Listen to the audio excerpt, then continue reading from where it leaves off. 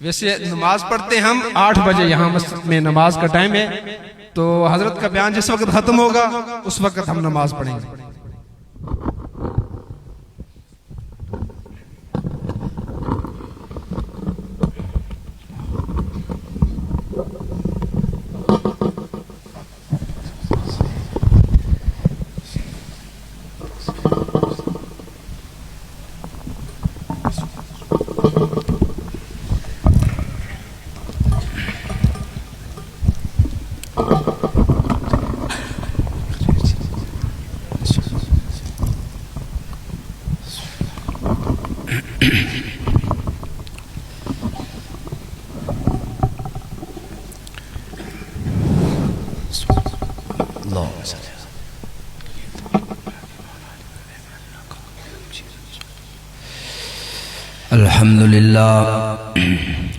अल्हम्दुलिल्लाह नहमदुहु व नस्तईनुहु व नुमिनु बिही व नतवक्कलु अलैहि व नऊज़ु बिल्लाहि मिन शुरूरि अनफुसिना व मिन सय्यिआति अमालिना मन यहदिहिल्लाहु फला मुज़िल्ल लहु व मन युज़लिल्हु फला हादिय लहु व नशहदु अन ला इलाहा इल्लल्लाहु वहदहु ला शरीक लहु अशहदु अन्ना सय्यदना व मौलाना मुहम्मदन अब्दुहु व रसूलुहु अम्मा बाद फ़अऊज़ु बिल्लाहि मिनश शैतानिर रजीम बिस्मिल्लाहिर रहमानिर रहीम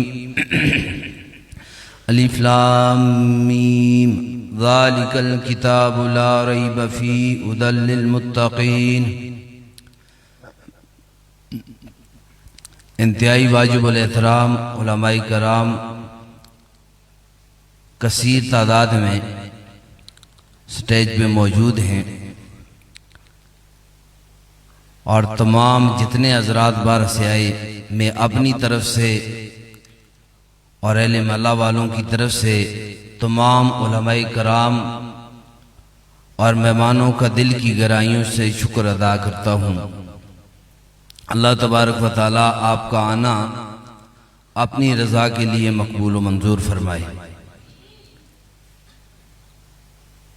कसीर तादाद उलमा के मजमे में मैं बला तालिब इल्म जैसा शख्स क्या बोलूँगा, क्या सुनाऊँगा, ये इन लोगों की शफ़क़त है। मौलाना साहब तशरीफ़ लाएंगे, वो इंशाअल्लाह आपको बयान सुनाएंगे। नमाज से पहले 5-10 मिनट जो हैं इसमें अल्लाह तबारक व तआला मुझे हक बोलने की और उस पर अमल करने की तौफीक अता फरमाए। अज़मत कुरान कॉन्फ्रेंस है। कुरान करीम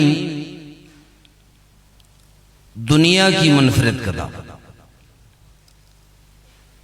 जितने आसमानी उलूम हैं उन सारे उलूम की सरदार है। कुरान करीम रमज़ानुल मुबारक में उतरा तो रमज़ानुल मुबारक 11 महीनों का सरदार बना। कुरान करीम मक्के में उतरा तो सारी कायनात की जमीनों से आला और अफजल बना। कुरान करीम मदीने में उतरा तो अल्लाह ने मदीने को सारी शहरों का सरदार बनाया। कुरान करीम को जिस उम्मत पे उतारा गया उस उम्मत को सारी उम्मतों का सरदार बनाया। कुरान करीम को जिस नबी पे उतारा सारे अंबिया का इमाम बनाया। कुरान करीम को जिस रात में उतारा 1000 महीनों से उसको बेहतर करार दिया। कुरान करीम के साथ जो भी निस्बत रखेगा, ताल्लुक रखेगा, अल्लाह दुनिया और आखिरत में उसको बुलंदियां अता फरमाएंगे। एक बात याद रखें, मैं उलमा की मौजूदगी में अगर कुछ मुझसे गलती हो जाए तो यकीनन बेतकल्फी के साथ आप मेरी इस्लाह फरमाएं, बेतकल्फी के साथ। कुरान करीम की अजमतें, बरकतें ऐसे हासिल नहीं होती। जिस तरह हम हासिल करना चाहते हैं इस तरह हासिल नहीं होती। कुरान करीम नबी करीम सल्लल्लाहु अलैहि वसल्लम पर उतरा तो वो शहर मक्का जो इब्राहीम अलैहिस्सलाम ने इस काबे को तामीर करते हुए रसूलुल्लाह सल्लल्लाहु अलैहि वसल्लम के लिए दुआ मांगी, मौला इस घर को मैं बना रहा हूं, इसका जो उस्ताद होगा, इसका जो मुअल्लिम होगा वो मेरी औलाद में हो। नबी करीम सल्लल्लाहु अलैहि वसल्लम को इब्राहीम अलैहिस्सलाम ने इस बैतुल्लाह के लिए मांगा और इस कुरान के लिए रसूलुल्लाह सल्लल्लाहु अलैहि वसल्लम को मक्का छोड़ना पड़ा। जब तक कुरान नहीं उतरा था मक्के वाले रसूलुल्लाह को सादिक अमीन कहते थे। जब तक बात नहीं चली थी, कुरान की बात नहीं चली थी, तो सारे अरब वाले रसूलुल्लाह को सादिक अमीन कहते। लेकिन जब कुरान की बात आई वो सादिक अमीन कहने वाले शायर और मजनून कहने लगे, अपने बेगाने बने। वो जो दोस्तियां थी वो दुश्मनियों में तब्दील हुई। वो सारे जो उनके रवाज थे, रस्म थे, कुरान उनको जड़ से काटता था, उनके अकायद को दूर करता था। जो उनके अकायद थे, गंदे अकायद थे, गंदे नजरियात थे, उनको कुरान काटता था तलवार से थे। तो रसूलुल्लाह सल्लल्लाहु अलैहि वसल्लम के साथ मक्के वालों ने दुश्मनी इसलिए की, कुरान करीम में 4 बातें अहम जरूरी है। 4 बातें जब तक अंदर नहीं आएंगी ना कुरान करीम से आप दुनिया में कोई फायदा ले सकते हैं ना आखिरत में ले सकते हैं। पहला जो जोर है कुरान करीम की, पहली बात अकायद पे है। अकीदा जब तक दुरुस्त नहीं होगा उस वक्त तक आपके अमाल किसी काम के भी नहीं। जमीन से आसमान तक अमाल हो लेकिन अकीदा दुरुस्त न हो, उसके अंदर शिर्क हो, उसके अंदर बिदअत हो, उस वक्त तक अमाल अल्लाह के यहां कबूल नहीं। अल्लाह के यहां उन अमाल की कोई कीमत नहीं है, बल्कि क़यामत के मैदान में इन अमाल के लिए वजन और तराजू ही नहीं कायम किया जाएगा। तो सबसे पहली बात जो है अकायद पर है। अकीदा जब तक दुरुस्त नहीं होगा उस वक्त तक कुरान से न दुनिया में फायदा हो सकता है न आखिरत में हो सकता है। कुरान उनको फायदा देगा जिनके अकीदे दुरुस्त होंगे। और इस अकीदे के लिए शेखुल कुरान महमूदुल हसन बालाकोटी रहमतुल्लाह अलैह एक दफा फरमाने लगे, लोगों ने कहा हजरत बयान सुनाए। तो कहा ठीक है आप जमा हो जाए मैं आता हूं। आप खड़े हो गए तो सिर्फ उन्होंने कहा ला इलाहा इल्लल्लाह, इस पे बयान किया। फरमाने लगे ईमान से बोलो लोगों, मैं हाथ जोड़ के कहता हूं कि इस कलमे को फरान की बुलंदी पे मोहम्मद रसूलुल्लाह पढ़ते हैं, पैगंबर पढ़ता है तो पत्थर लगते हैं, और आज का मौलवी पढ़ता है तो उसको पैसे और हलवे मिलते हैं। आज लोग रोटियां दे रहे हैं, आज लोग चापी कर रहे हैं, आज लोग जाते हुए नजराने दे रहे हैं, लेकिन इसी कलमे को फरान की बुलंदी पे आमना का लाल पढ़े तो पत्थर लगे, और तुम पढ़ो तो हलवे मिले, तुम पढ़ो तो इसके पर खाने मिले। वजह क्या है लोगों? तो फरमाने लगे पैगंबर अल्लाह के लिए पढ़ता था, पत्थर लगते थे, हम अपने पेट के लिए पढ़ते हैं इसलिए हमें खाना मिलता है। फरमाया आज तक हमने इस कलमे को अल्लाह के लिए नहीं पढ़ा। फरमाया आज तक इस कलमे को हमने अल्लाह के लिए नहीं पढ़ा। आज तक दोस्तियां इसलिए कायम है, आज तक मामलात इसलिए कायम है कि कुरान के लिए हमारी कोई कुर्बानी भी नहीं है, कोई कुर्बानी नहीं है। शेखुल कुरान गुलामुल्लाह खान साहब रहमतुल्लाह अलैह 3 दफा असेंबली में कानून पास हुआ, अयूब का दौर था, 3 दफा कानून पास हुआ शेखुल कुरान गुलामुल्लाह खान साहब रहमतुल्लाह अलैह की जबान काट दी जाए। फरमाया ये कुरान बयान करता है, इसकी जबान को काट दो। फरमाया और 3 दफा हजरत को इस्लामाबाद से, पिंडी से इस दरियाबाद की तरफ निकाला गया और जबान काटने का हुक्म आया।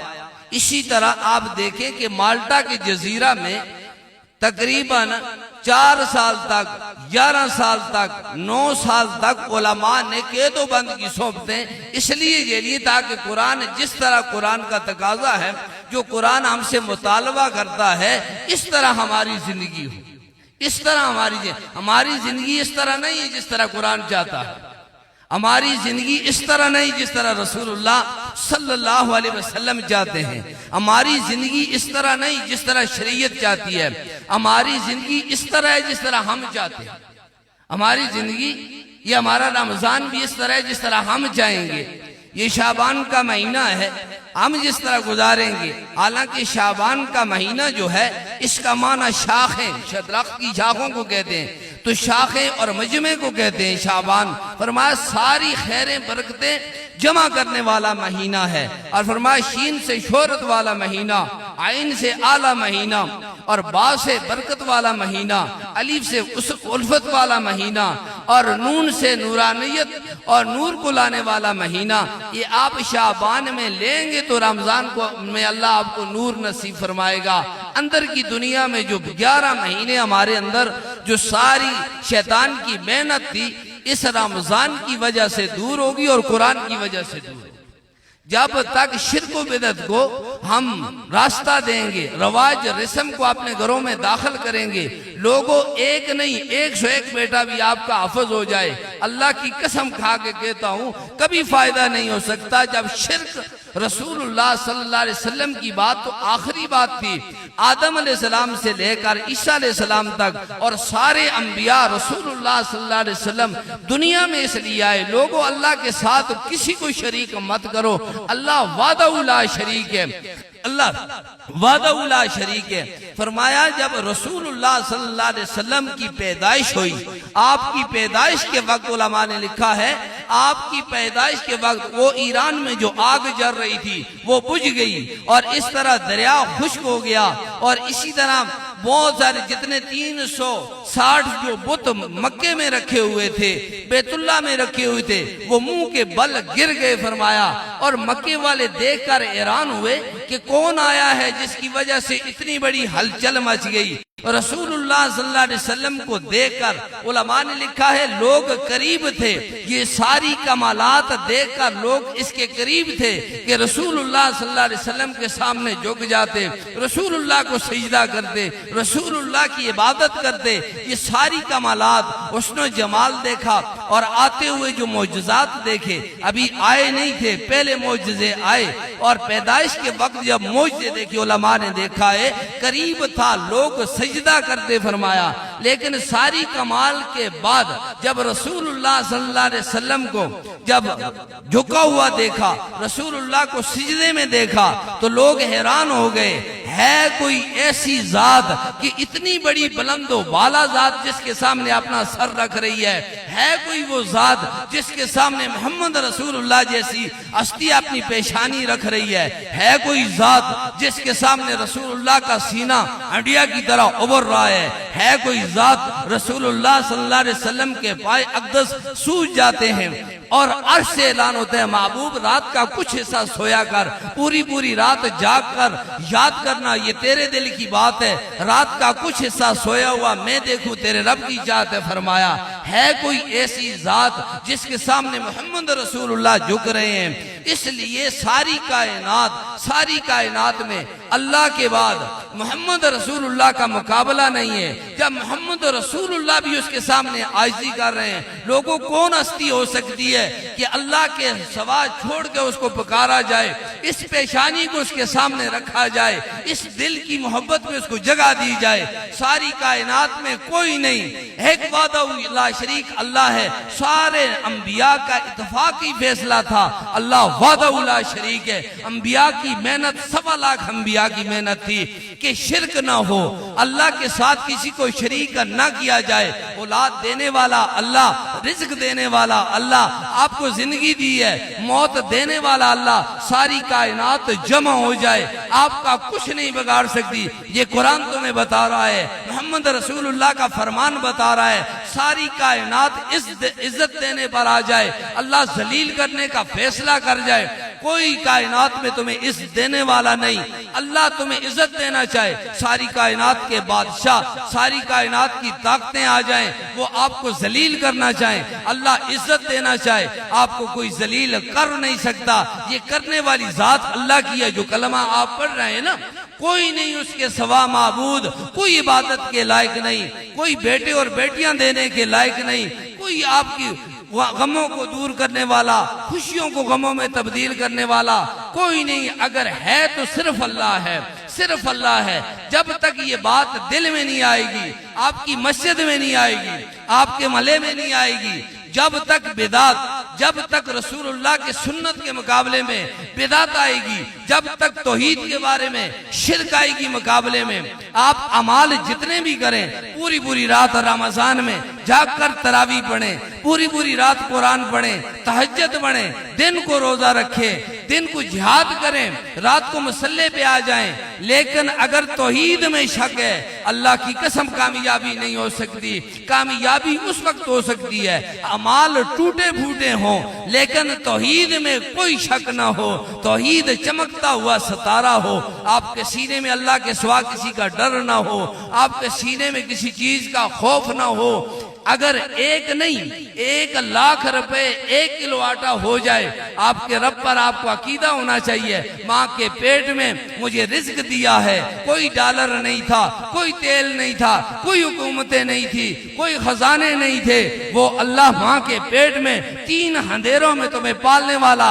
इमाम राजी रहमतुल्लाह अलैह फरमाते हैं, वो अल्लाह माँ के पेट में तुम्हें रिज्क देता है, वो अल्लाह माँ के पेट से तुम्हें फरिश्ते के पर लाकर दुनिया में लाता है। जो अल्लाह तुम्हें बनाए, जो अल्लाह तुम्हें माँ के पेट से दुनिया में लाए, वो अल्लाह तुम्हें भूखा कैसे छोड़ सकता है। बत्ती दांत तुम्हारे मुंह में लगाए, खेलने के लिए थोड़े ही लगाए हैं, अल्लाह ने तुम्हें खिलाने के लिए लगाए हैं। वो अल्लाह जो तुम्हारे दांत लगा सकता है, वो अल्लाह तुम्हें भूखा कभी नहीं मारेगा। कोई गम, कोई फिक्र, कोई सोच तुम्हारे अंदर नहीं होनी चाहिए, सिर्फ अल्लाह ही अल्लाह होना चाहिए, सिर्फ अल्लाह ही अल्लाह होना चाहिए। रसूलुल्लाह सल्लल्लाहु अलैहि वसल्लम की मोहब्बत, रसूलुल्लाह सल्लल्लाहु अलैहि वसल्लम का इश्क, कुरान का इश्क तुम्हारे सीने में होना चाहिए। सारी बरादरी, सारे घर वाले, औलाद, माँ बाप, महल्ले वाले, बड़े बादशाह, छोटे, सारे कुर्बान करने पड़े, कुर्बान कर जाओ, लेकिन अल्लाह, कुरान, रसूलुल्लाह सल्लल्लाहु अलैहि वसल्लम की मोहब्बत के मुकाबले में किसी को तरजीह ना दो। इंशाअल्लाह तुम्हारी दुनिया भी चमकेगी, अल्लाह तुम्हारी कब्र को चमकाएगा। कब्र से जब उठोगे, 14वीं के चांद की तरह उठोगे, अशर में जाओगे, दुनिया तुम्हें सताएगी। ऐसे ही तौहीद थोड़ी आती है, माँ के सामने तौहीद बयान करो, माँ दुश्मन हो जाएगी, दोस्त के सामने तौहीद बयान करो, दोस्त दुश्मन बन जाएगा, मल्ले वालों के सामने तौहीद बयान करो, ये मल्ले वाले तुम्हारे दुश्मन बन जाएंगे। लेकिन अल्लाह से दोस्ती पक्की हो जाएगी, रसूलुल्लाह से दोस्ती पक्की हो जाएगी, कुरान से तुम्हारा रिश्ता मजबूत हो जाएगा। आज कुरान से हमारा इतना दूर रिश्ता है, इतनी दूर है हम कुरान से, सोच भी नहीं सकते कि कुरान से हम कितने दूर हो चुके हैं। 18 उसूल कुरान करीम के, 18 उसूल जब तक जिंदगी में ना आए, 18 उसूल फरमाया तुम्हें पढ़ने से सवाब मिल जाएगा, लेकिन तुम्हारी जिंदगी नहीं बदलेगी। जिंदगी उस वक्त बदलेगी जब 18 उसूल तुम्हारी जिंदगी में आएंगे।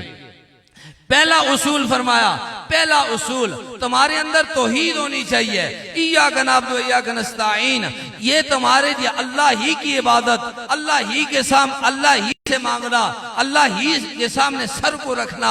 दूसरा अकीदा, तौहीद तुम्हारी दुरुस्त हो गई, ये अकीदा दुरुस्त हो गया।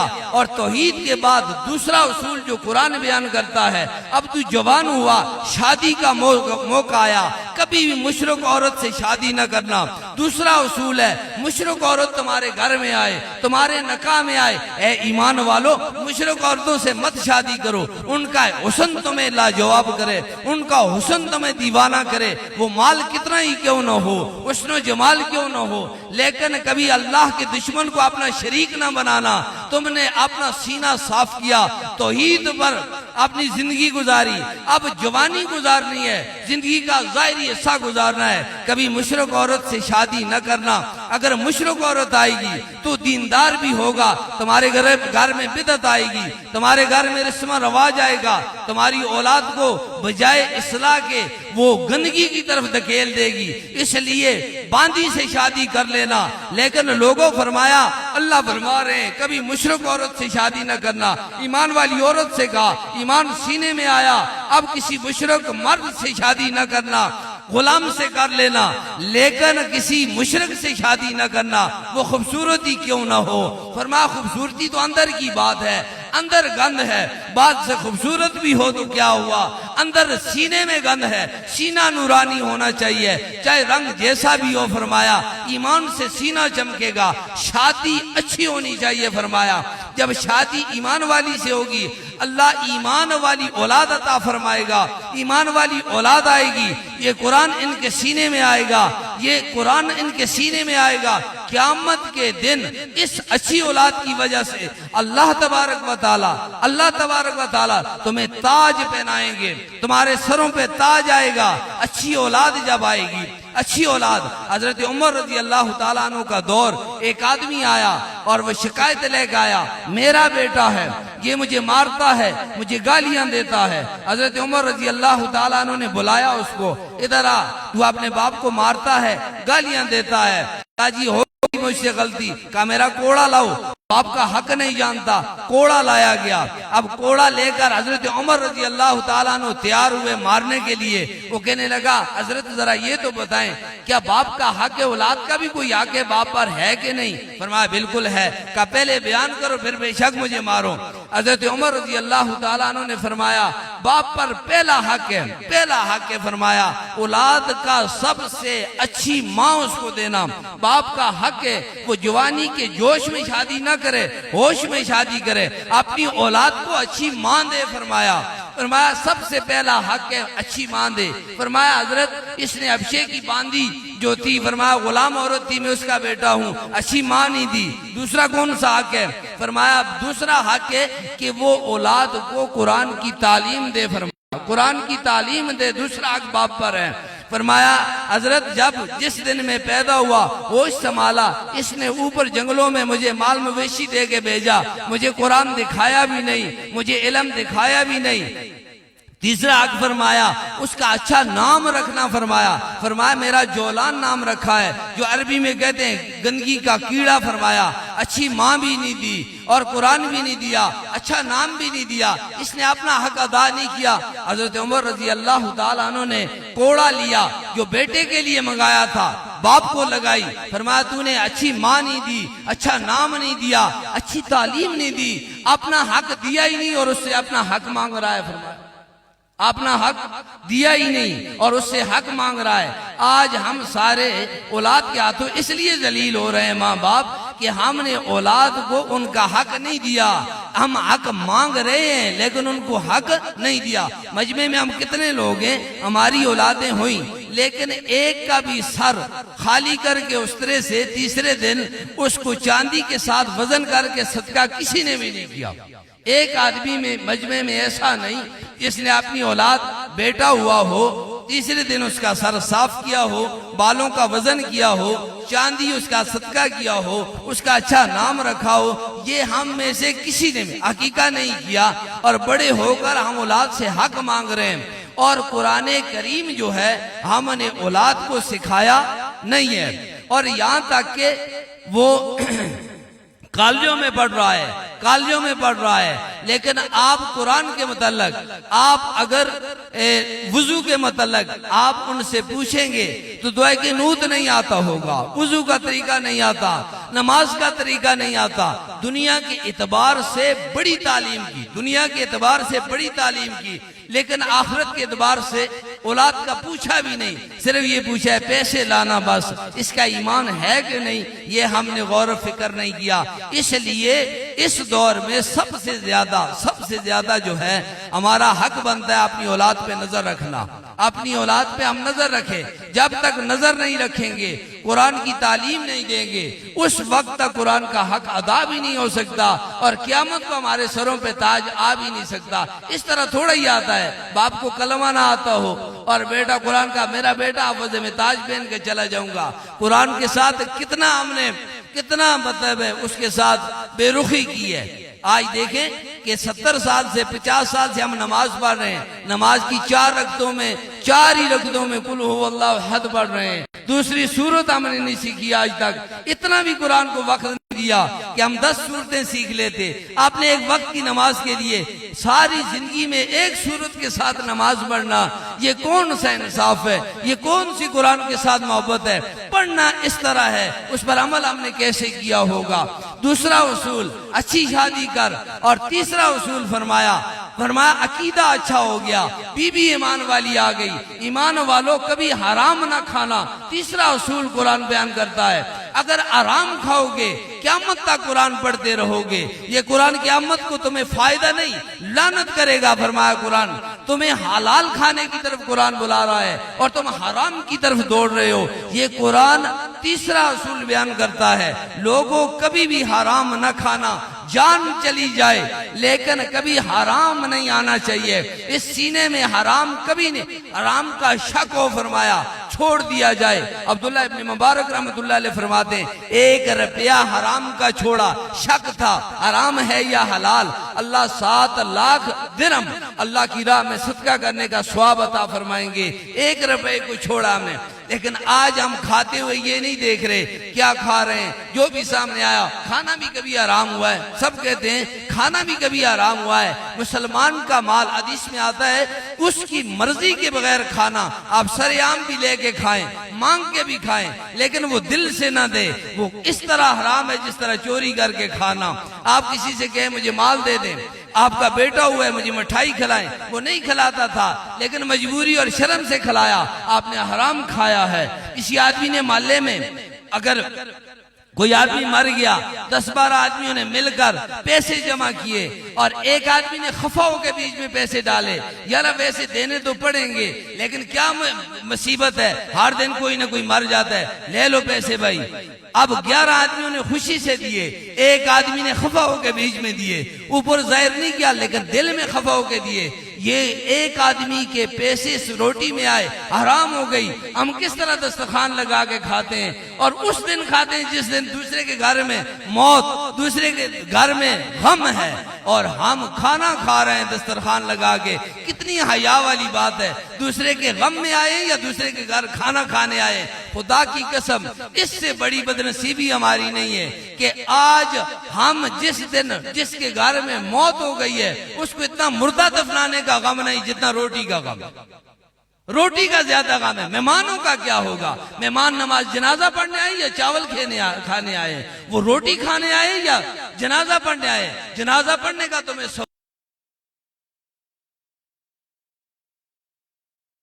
खाते हैं, उसकी कोई तमीज ही नहीं। और इसलिए जब तक हराम खाएंगे, भाई देख देख के शादी की रात हम कितना 2 लाख का खाना खा जाते हैं, वलीमा हम नहीं करते।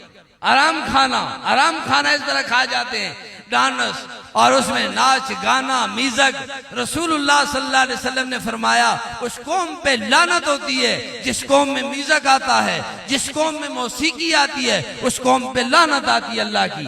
रसूलुल्लाह सल्लल्लाहु अलैहि वसल्लम ने फरमाया, बचपन का वाकया था, फरमाया मैं जवानी में था, छोटा था, फरमाया उस वक्त कुछ दोस्त थे, मौसीकी का कोई प्रोग्राम था और मुझे बुलाने लगे आपको भी लेके जाएंगे। मैंने कहा मैं तो ऐसी महफिलों में नहीं जाता। वो कहने लगे हम उठा के ले जाएंगे। अब मेरे जहन में ख्याल हुआ कि ये तो उठा के ले जाएंगे, 10-12 आदमी हैं। तो फरमाया रसूलुल्लाह सल्लल्लाहु अलैहि वसल्लम फरमाते हैं अल्लाह ने मेरे वजन को ऐसा बढ़ा दिया, उठाना दूर दराज की बात है, हिला भी नहीं सके।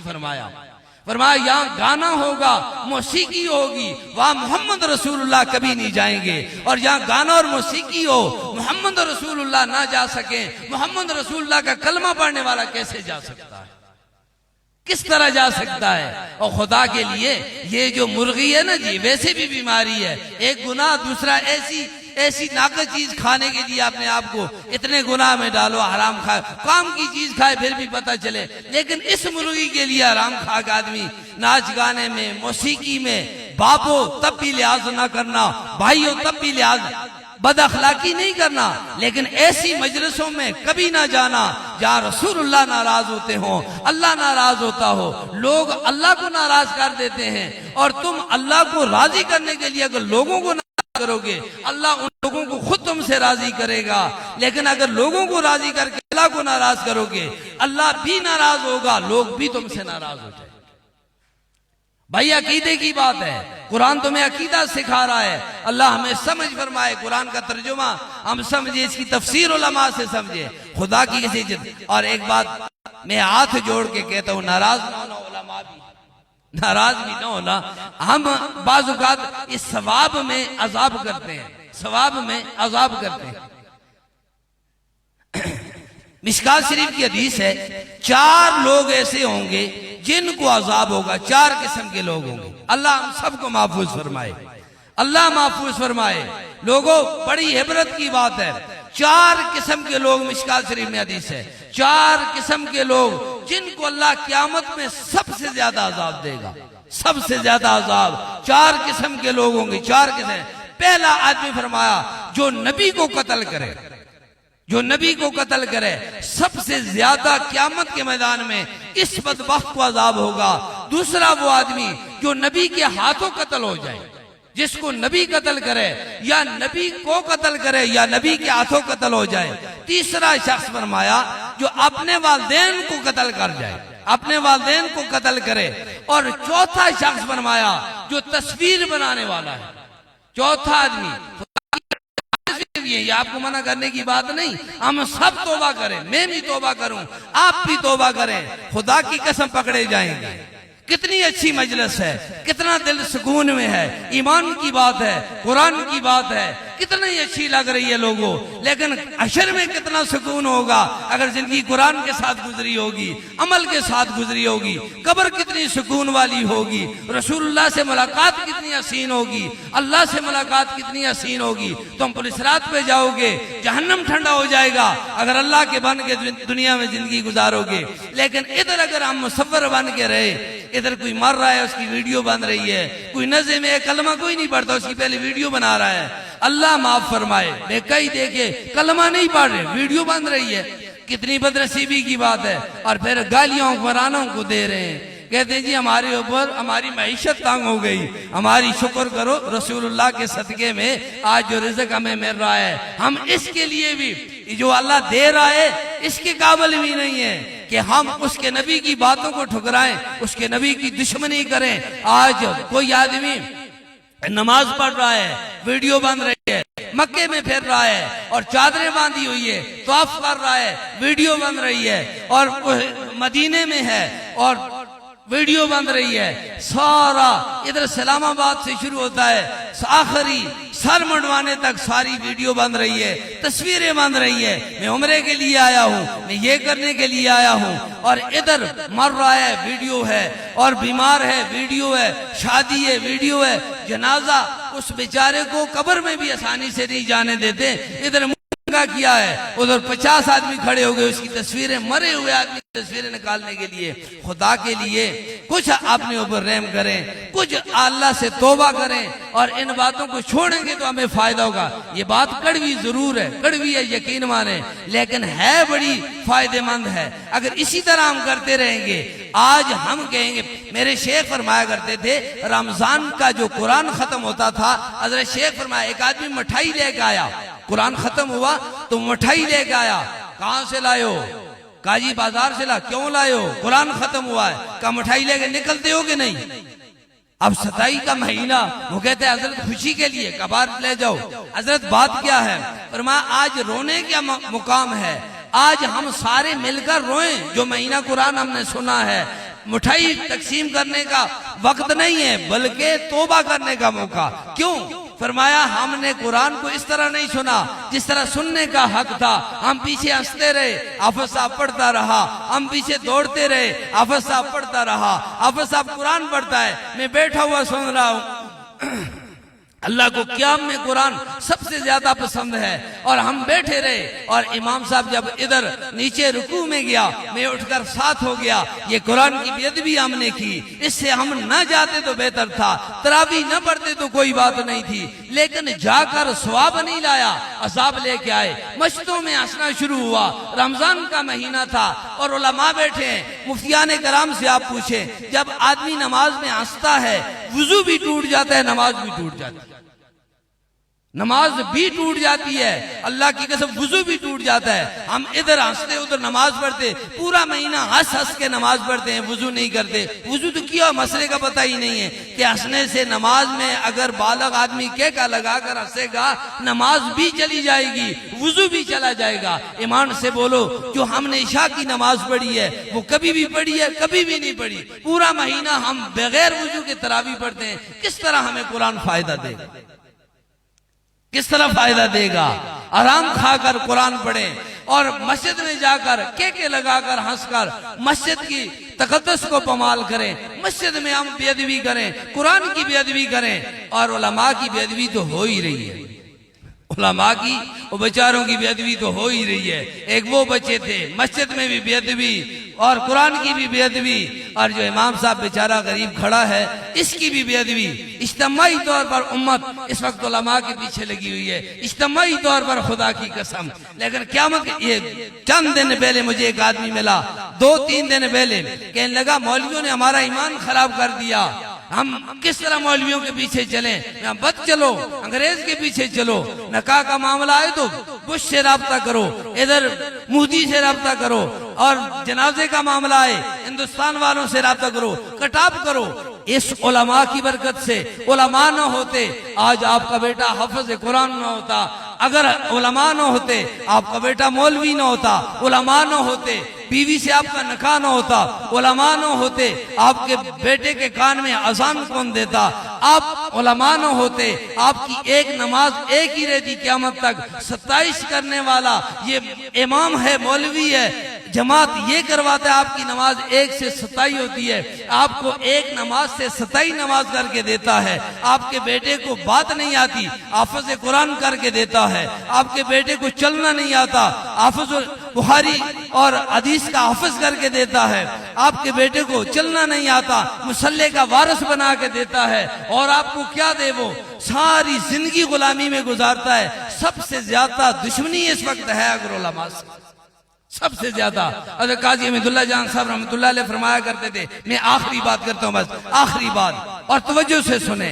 फरमाया नबी करीम सल्लल्लाहु अलैहि वसल्लम ने फरमाया, उलमा एक वक्त आएगा, उलमाए कराम एक वक्त आएगा, हाथ जोड़ के कहा, लोग इस तरह उलमा को बस्तियों से निकालेंगे जिस तरह पागल कुत्ते को निकालते हैं, जिस तरह जानवर को निकालते हैं, इस तरह लोग बस्तियों से उलमा को निकालेंगे।